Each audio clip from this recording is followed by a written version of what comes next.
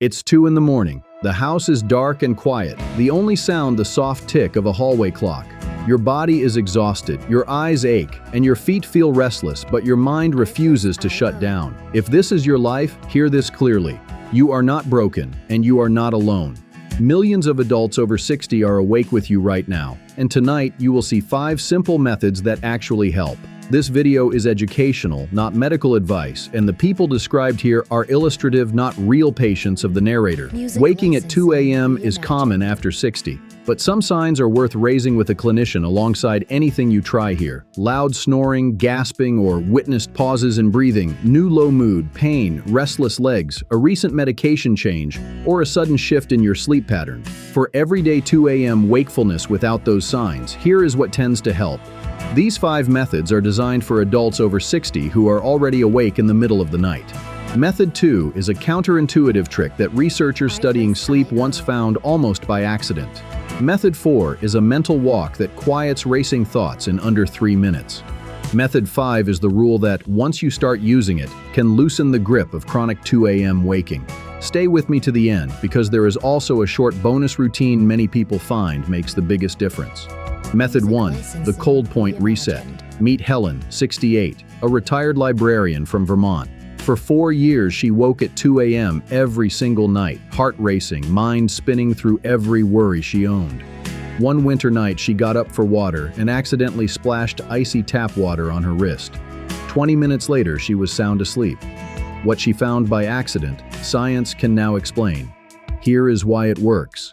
When you are wide awake at 2 a.m., your nervous system is often stuck in a fight or flight state. Heart beating a little too fast, core temperature a little too high. One of the fastest switches into rest and digest mode is cold exposure on specific parts of the body. Cold on the face, wrists, or the back of the neck can activate what is called the dive reflex. Your heart rate slows, your blood pressure settles, and your body receives a clear signal that it is safe to stand down. Here is exactly what to do. Keep a clean washcloth on your nightstand. If you wake and cannot drift back within 10 minutes, walk quietly to the bathroom. Run the cold tap until the water is genuinely cold. Soak the cloth and wring it out. Press it gently against your forehead, over your closed eyes, and around your wrists for 30 seconds. If you feel brave, let the cold tap run across the inside of your wrists too. You will likely feel an almost instant shift, a small shiver, a softening of the breath. Keep the light low while you do this, or leave it off entirely if you can move safely. Bright light works against you at this hour. Walk back to bed calm. Most nights, sleep returns within 15 minutes. If it does not, Method 5 will tell you exactly what to do next. Before we move to Method 2, a quick favor. If anything so far has felt true to you, tap the like button right now. It is a small action for you, but it tells YouTube to show this video to another senior who is wide awake tonight. A small gift to someone else in the dark. Thank you, and let's continue. Method 2, paradoxical rest. This is the one most people get wrong. Sleep researchers once studied a strange pattern. The harder their older patients tried to fall asleep, the more awake they became. They called it sleep effort, and the fix, almost funny, was to stop trying. You tell yourself to stay awake instead. Here is why it works. When you lie in bed trying to force sleep, your brain treats the effort as a task. That small mental push can move your body further from sleep, not closer. Remove the goal, and that pressure tends to collapse. Your nervous system can then settle into what researchers call sleep readiness, the doorway your body needs to cross on its own. Here is exactly what to do. Lie on your back and keep your eyes gently open, not wide, just softly open, looking at the dark ceiling. Say quietly to yourself, I am going to stay awake a little longer. I do not need to sleep right now. I am just resting my body. Repeat this slowly. Do not close your eyes on purpose. Let them close when they want to. Take slow, unforced breaths, letting the air move the way a tide moves, without your help. Within 5 to 8 minutes, something curious often happens. Your eyelids grow heavy on their own, and you feel the first real pull of sleep.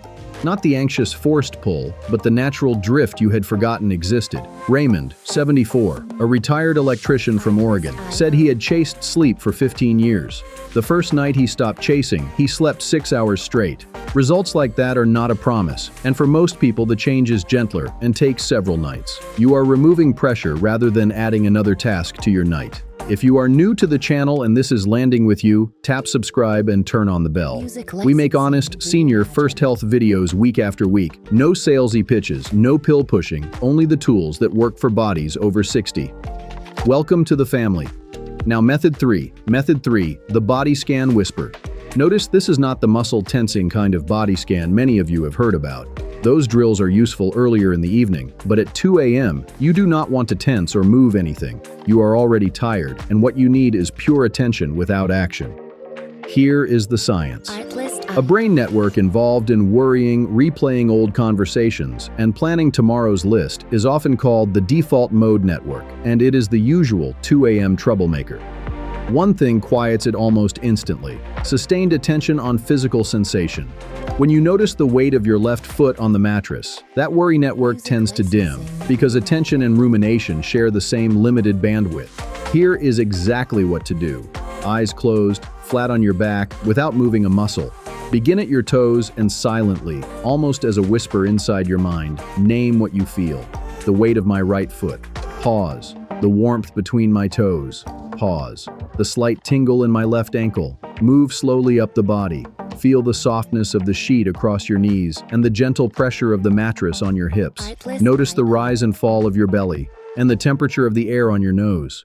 Do not judge what you find, and do not try to change it. Just whisper the sensation and move on. By the time you reach your forehead, your mind will often be quiet. Not because you pushed the thoughts away, but because you gave your attention somewhere else. Daniel, 73, a retired pharmacist from Idaho, says he now falls asleep before his attention leaves his knees. If a worry drifts in, greet it softly, then return to the next body part. And if you reach your face and you are still awake, simply begin again at your toes. The repetition itself is the method. Before we continue to Method 4, a small favor. If you are still watching, type the number 1 in the comments below, just the number 1. It tells me how many of you are with me tonight, and it helps this video reach others like us. Thank you. Now, Method 4, the mental walk home. Beatrice, 71, a retired schoolteacher from Maine, said her racing thoughts at 2 a.m. felt like a radio she could not turn off. No matter what she tried, counting sheep, counting backward, the radio kept playing. Then she learned the walk home, and now she uses it every night, often in under 3 minutes. Here is the science. A racing mind at 2 a.m. is usually a logical mind, analyzing, planning, rehearsing tomorrow's small defeats, and you cannot argue it quiet. What you can do is replace its input with something vivid, familiar, and utterly non-threatening. Detailed visual memory tends to use a different mental pathway than worry, and once that pathway engages, the worry often goes quiet. Here is exactly what to do. Pick a place you know extremely well, a childhood street, a garden, an old family home. Walk there in your mind in the slowest possible detail, not a movie, a walk. See yourself standing at the start of the street. Notice the color of the pavement, the cracks in the sidewalk, the mailbox at the corner. Keep walking, the hedge on the left. Count the steps between the gate and the front door, the color of the paint, the smell of the flowers in summer. Move slowly and add tiny details, the way light falls through the trees, a dog barking 2 houses down, a neighbor's wind chime. You are feeding your brain so much small, safe information that it has little bandwidth left for worry. Many people fall asleep before they reach the front door. The walk is so familiar and so safe that your nervous system reads it as home. And at home, your body allows itself to sleep.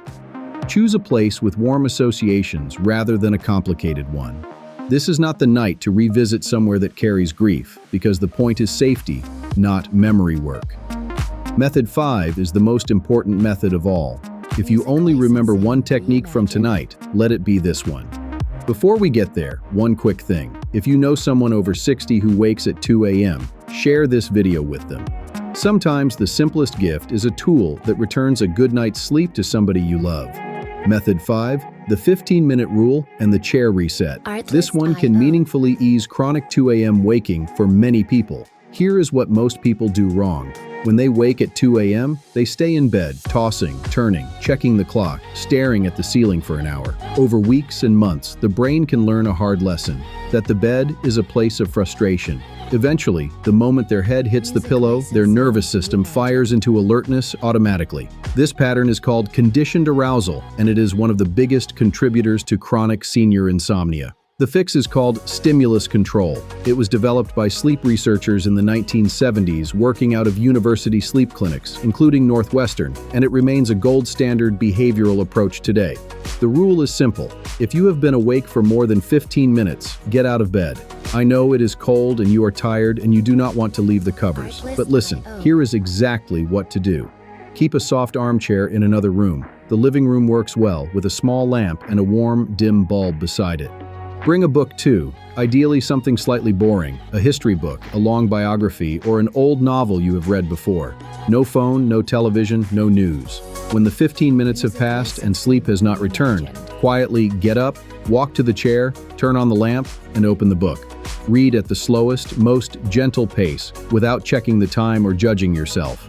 Read until your eyes become honestly heavy and you feel the first true pull of sleep.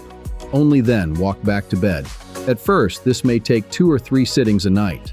Grace, 69, a retired seamstress from Arizona, thought the rule felt harsh for the first week. By the 10th night, she was sleeping through. Within about 10 nights, the brain often relearns. Bed means sleep, chair means awake.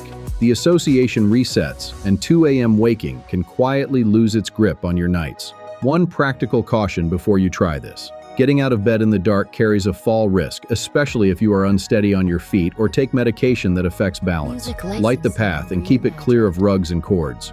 Wear something with grip on your feet and sit at the edge of the bed for a moment before you stand. If getting up at night is genuinely unsafe for you, talk with your clinician about adapting this method rather than skipping it entirely. Bonus, the 90-minute rule. Your body sleeps in cycles of roughly 90 minutes. Light sleep, deep sleep, dream sleep, and a brief waking window at the end of each cycle. Every adult wakes a little at each doorway between cycles, and that is normal biology. The difference after 60 is that those brief waking moments often become more conscious, giving the worrying mind a chance to grab hold. Here is the bonus routine. Eat your last real food around 3 hours before bed. Stop most fluids about an hour before bed, adjusting for any fluid guidance your own clinician has given you. A small sip for medication does not count against you. Keep the bedroom cool, around 65 to 68 degrees, and wear warm socks. Warm feet in a cool room is a combination many people find helpful for falling asleep. Keep a small notebook by your bed. If a worry grabs you at 2 a.m., write it down in one short line, then tell yourself the office is closed until morning. And when you wake in the middle of the night, try not to check the clock. Seeing a specific time can be enough to activate your worry center for the next hour, so consider covering the clock or turning it around. One more note before we close. These methods are meant for ordinary middle-of-the-night wakefulness, not a replacement for care when something more is going on. If insomnia is new, severe, tied to chest discomfort, breathing trouble, depression, or a medication change, please talk with a clinician rather than relying on these tools alone. If this video gave you even one tool you did not have before, please do 2 quick things. Tap the like button one more time, and save or bookmark this video since you may not remember every method the first time. When you wake at 2 a.m. next Tuesday, you want this toolkit ready, not lost in your watch history. Be patient with yourself tonight. Your body wants to sleep, and you are simply teaching it how to remember. Pick one method tonight, just one, and use it. In the comments below, tell me 2 things. Which method you plan to try first, and what you would like covered next. Deeper sleep, morning energy, or nighttime leg circulation. I read every comment. Thank you for spending this time with me tonight. Sleep well, my friend, and I will see you in the next one.